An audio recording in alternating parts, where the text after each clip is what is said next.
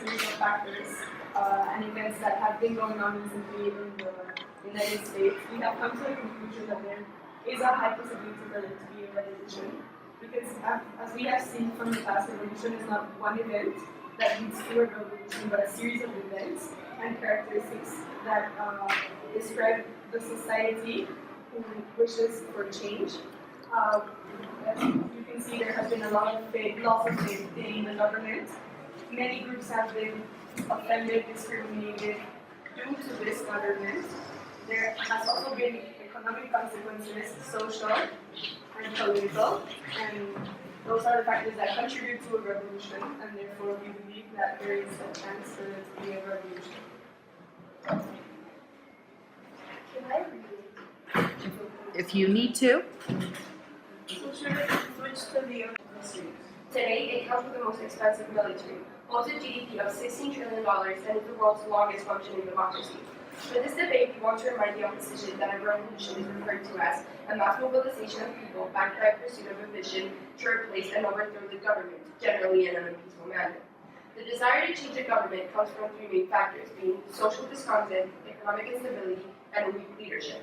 Through various sources and campaigns such as Obamacare and Planned Parenthood, we have analyzed, we can state as a fact that the United States has not fallen victim to any of these factors. Nonetheless, in order for us to be able to state our thesis in such a bold manner, we must have evidence. We have looked into the advantages that the United States has of government because of the military that supports it. As stated at the beginning, the U.S. counts with the most expensive military and army, and it would be ridiculous for its citizens to stand up against such strong opposition. Not only that, but with the goal of analyzing life satisfaction in the country, we decided to observe one of the most important factors a society needs for it to be socially stable and reject any idea of a revolution, and that is healthcare. Its extremely beneficial healthcare can be shown through its program known as Obamacare, and its efforts to become the leading nation in medical research and facilities. Finally, we analyzed the United States economy in order to confirm whether the country is economically stable, which is also an obstacle to creating a revolution. The country's GDP is 2 times China's and has earned the title of the world's 3rd largest economy. These arguments, which will be described with more elaboration and depth in a few minutes, are some of the factors that prevent the United States from rebelling due to its lack of actual motivation and reason. So, this is the graph for the public disapproval rate and the approval rate for President Trump. You can see that the disapproval rate is higher than the approval rate, and the difference is quite significant. And this may lead to a possibility of a revolution, as this is an example of loss in faith in leadership in the government. And you might be wondering, this is just for President Trump, just because he has an image of a really bad president by many. But then if you look at the bottom, that's the public trust in government for the past, say, 60 years. You can see that the public trust rate has decreased by a lot. There's been a drastic jump, and if you look at the data in 2015, you can see that only about 29% of Americans today trust in the government. That means that only about 3 in 10 Americans trust the government. This is a really shocking number, which may insinuate the imminent revolution that is bound to happen.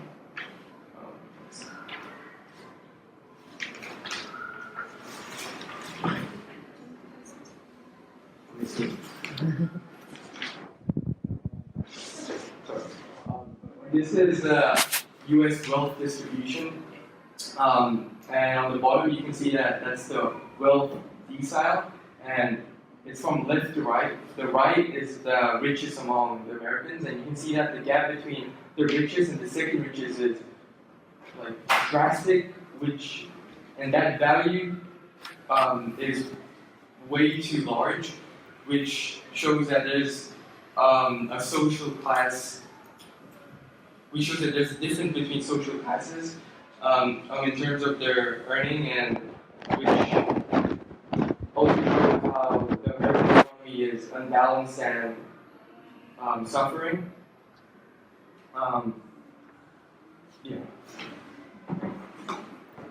and this part is only the 1%, like of the 1% in the U.S. So it's like the gap, like Trump is the U.S. president right now, and he all of the people that are part of his cabinet that form part of his government are part of this 1% of the U.S.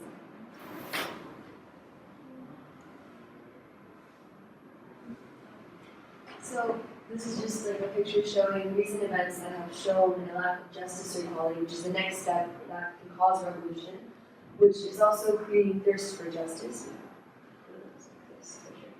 Okay, so these are a bunch of quotes or tweets that Trump has said about different minority groups, including immigrants, women, and gay people. These quotes are against them in a very public display, and this is showing a lack of justice and equality because he's attacking different groups of different social groups, which is showing a great divide between the American people. When the American Revolution was started, there was a great divide between the people, between loyalists, which were people that agreed with all of the taxes that King George put on the people, and then there were the colonists, I think, or patriots, right? The patriots that were against the government. And Trump saying all of these quotes against all of these people has made a great divide in between all of the minority groups versus all of the people that support Trump and support his ideas. And that's just how the American Revolution began, was the separation of the people because there was a lack of justice and equality in the place that they were living.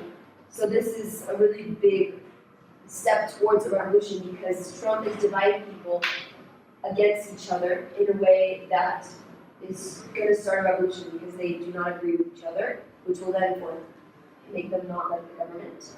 And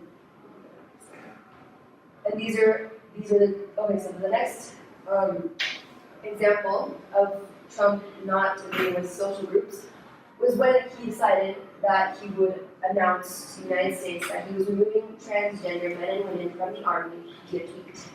And this is a really big controversy because his idea is that they're costing too much medical expenses towards the army due to all the medical things that they need. But with recent statistics that have been proven, it shows that transgender people would only need healthcare expenditures ranging from 2.4 to 8.4 million, which is really nothing compared to how much the army wastes or uses. So his idea that is the reason why we need to remove transgender people from the army is false, and it's not accurate. And that has also created a large separation between the LGBTQ members and people that oppose their ideas. So that is also because the LGBTQ community has been growing in the United States, and they've been facing a lot of challenges and controversies. And when Obama allowed transgender men and women to be in the army, it was a big step forward. But now, with this step back, it's dividing them further, which is going to make them.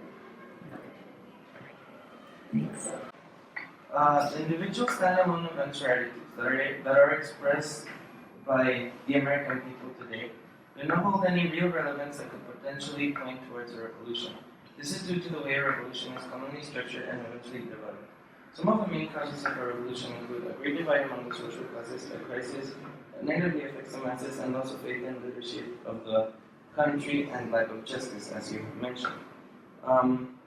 As you said, there's a clear social and economic division as seen in the social-political system in the United States. However, there is not a groundbreaking boundary that goes as far as to tumble over the social order to the point that a revolution with the aim to change the social status and the entire government will happen. This is because, unlike previous revolutions, the divisions in social status today do not break any social rules to the extent of previous revolutions. The system that the US has today has more justice and equality, and even if corrupt, there is no need to rise and abolish the, even if slightly unequal, already working system. For example, in the American Revolution, all 13 colonies revolted because they were in disagreement as to the views the British had for America. This is very unlike the America that is in display today, as the entire system is divided into small political sub-arguments that involve many liberal and conservative views that don't fully government. So basically, in the American Revolution, the American people revolted against gains a greater power because of things like such as oppression, abuse of taxes, things that most of the population couldn't get behind. Now, as for the ways that the masses are there are many ways that the masses in the country might be divided and insulted. There's a clear lack of one individual reason that the American people can fully get behind and fight over. As mentioned with your tweets of Donald Trump and how these individually attack the masses, that is not necessarily a reason that the individual attacks the masses to the point that a revolution will happen, as it is not wide enough, nor does it massively mess with the social rights of most of the people in the country. Well, yes, many of these things equal discontent. That does not mean that the majority of the people of the population in the United States are discontent with the governmental system, even if the approval rates have gone down. For example, as you showed in the graph, the approval rate for Donald Trump was relatively low. But if you looked even further back, it didn't change much from Obama's approval rate. No, but it was the chart that you showed that showed the trust in the government, the difference between Obama's trust in his government and the government that Trump has. Like the second chart that you showed, it was flat, so there wasn't less trust. There isn't less trust in Trump's government based on the graph that you showed. And Obama has never, there was never a threat of revolution for Obama because even though there isn't trust in the government, it does not necessarily mean that they want to completely overthrow it. And time's up. We use three sources as our arguments, and they can all be used politically, socially, and economically. So this is the first one that we use, and it's a picture that shows a rally for Obamacare, and it shows how the United States government isn't totalitarian and is open to the public for response, and they respond back. And the Obamacare rally is just one of the few rallies that actually created change in the government, and so Obamacare was saved and it wasn't taken away, and then there have been other rallies like LGBTQ. All of these rallies show that there is a peaceful and less violent way of bringing change to the government, which means that people will probably opt for more peaceful situations like these and rather start a war against the US government. And so also the United States, the military is one of the biggest militaries in the world. It has a funding of $611 billion a year, and it is larger than the top 3 militaries combined.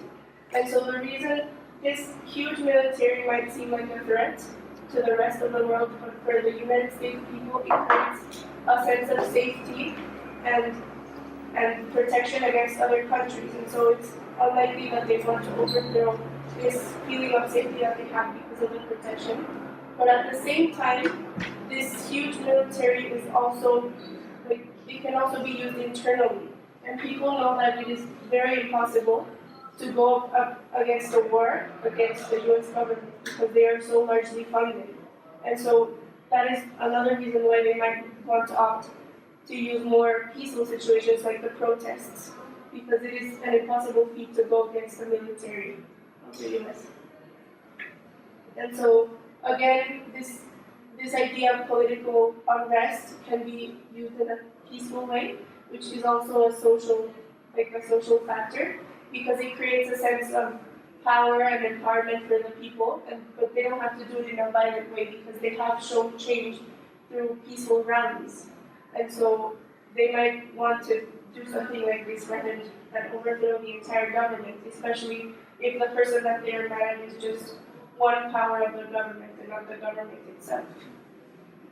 And so again, it also creates a sense of social fear that they don't want to go against the military because it is virtually impossible.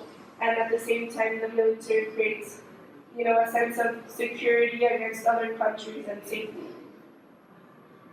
So for the economic factor, the United States has shown incredible economic stability across recent years with really low inflation rates. And we can see for the start of 2017, inflation rate from February has gone down significantly, and inflation really means how the country is doing in response to the salaries that people get, to what they can buy, and the resources they need to get. So if the United States show a really low inflation rate, it means it's a good economy, that people are earning what they need enough in order to buy their resources, which then can be shown that people don't need a violent way of getting their necessary resources, and again shows an stability. They're compared to other countries which have really high inflation rates, people are desperately trying to get those necessary resources, food, medicine. But in the case of the United States, previously measured with healthcare and now with their economic stability, shows how there's basically no need for a revolution. So you mentioned all throughout the presentation that people were not willing to go through violent displays of discontent, as you showed in the rallies. But a few weeks ago, we had an example of how people are being pitted against each other because of how the government is handling social division, and where innocent people died. I mean, it was in Charlottesville, where white supremacists, where Trump never stated that, like, Trump's views are fueling white supremacists and racists because of all the tweets he says about women against gay people. All of those are because of the government's support in extremist views. And you talk about it as being peaceful, but revolution is a series of events that will lead to a bigger event that will cause a revolution. And things like the Charlottesville event is just a step towards what could be a violent outbreak. Also, you mentioned that the people fear the military. Well, like other countries fear the military. However, the military has been threatening the U.S. for a very long time now about the war, and they have created nuclear weapons that are ready to bomb the U.S. If the president doesn't keep on with the terms that are meant to be and the good economy, is good. However, that doesn't mean that everyone is having the good economy. Although the economy has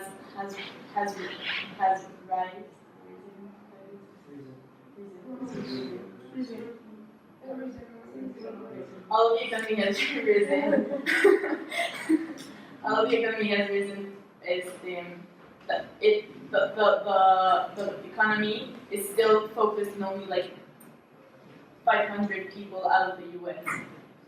270.1 million of the people still disagree with Trump and his ways of functioning with the U.S. Can we say one more thing? You have 35 seconds. Trump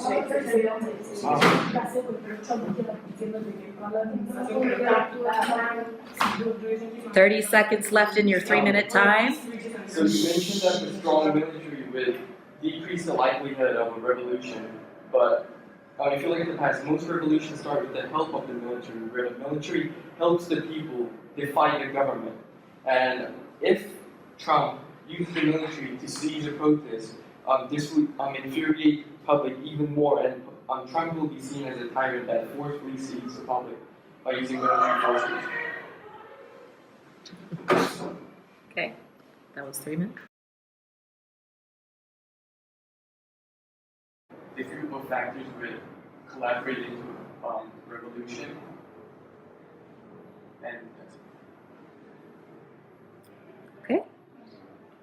The United States shows no clear sign of heading towards a revolution because of the various social, political, and economic aspects, and although each of have random peculiarities, do not show the strength of the certainty required to make people revolt against the system of government, nor do the people show the fortitude of a revolution will commonly required.